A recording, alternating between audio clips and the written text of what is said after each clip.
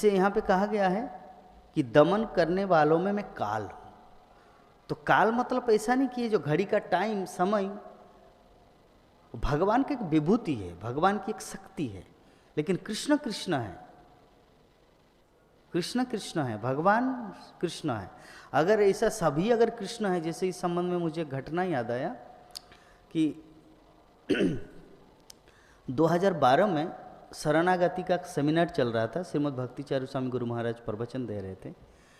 तो किसी माताजी ने आके प्रश्न किया, गुरु महाराज अगर मैं अपने घर में श्रील प्रभुपाद का विग्रह रखूं, गुरु पूजा करूं, मंगल आरती करूं, संध्या आरती करूं, शयन आरती करूं, भोग आरती करूं, भागवतम क्लास करूं, भगवद गीता क्लास करूं, जो कुछ रूल्स रेगुलेशन है सब कुछ करूं, तो क्या मेरा घर इस्कॉन मंदिर है?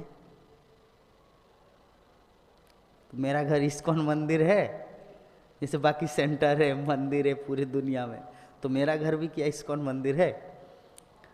तो गुरु महाराज ने बोला नहीं,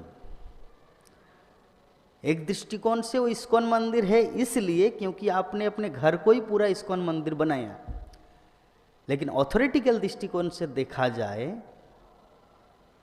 तो इस्कॉन जबकि एक इंस्टीट्यूट है, एक संस्थान है, तो इसीलिए इनका मर्यादा अलग है। तो उसी प्रकार हो सकता है पक्षीराज गरुड़ हो या प्रहलाद महाराज हो, भगवान ने उनको बोल दिया कि मैं तत्व में प्रहलाद महाराज हूँ, पक्षियों में गरुड़ हूँ।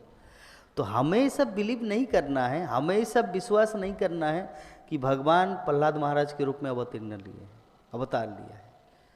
इसको अचिंत्य भेदाभेद तत्व कहा जाता है। चलिए एक दूसरा एग्जाम्पल देते हैं। शास्त्रों में कहा गया है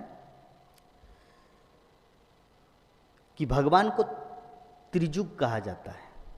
त्रिजुग का अर्थ होता है भगवान 3 युग में अवतीर्ण लिया, सत्य युग, त्रेता युग और द्वापर युग। तो चैतन्य महाप्रभु कौन है? वो भगवान नहीं? तो महाभारत में क्यों कहा गया है कि त्रिजुग, या दूसरे पुराणों में? जब गोपीनाथ आचार्य के पास सार्वभौम भट्टाचार्य को कहा गोपीनाथ आचार्य ने कि चैतन्य महाप्रभु सन्यास लेके नवद्वीप से पूरी धाम आए हैं, तुम उनको जाके प्रणाम करो, क्योंकि उनका रिश्ते में साला लगता है, उनकी बहन से शादी किया है गोपीनाथ आचार्य, सार्वभौम भट्टाचार्य उनका साला लगता है। और सार्वभौम भट्टाचार्य बृहस्पति, देवगुरु बृहस्पति, जो चैतन्य लीला में सार्वभौम भट्टाचार्य के रूप में अवतीर्ण लिए। तो बोले कि तुम चैतन्य महाप्रभु को जाके प्रणाम करो,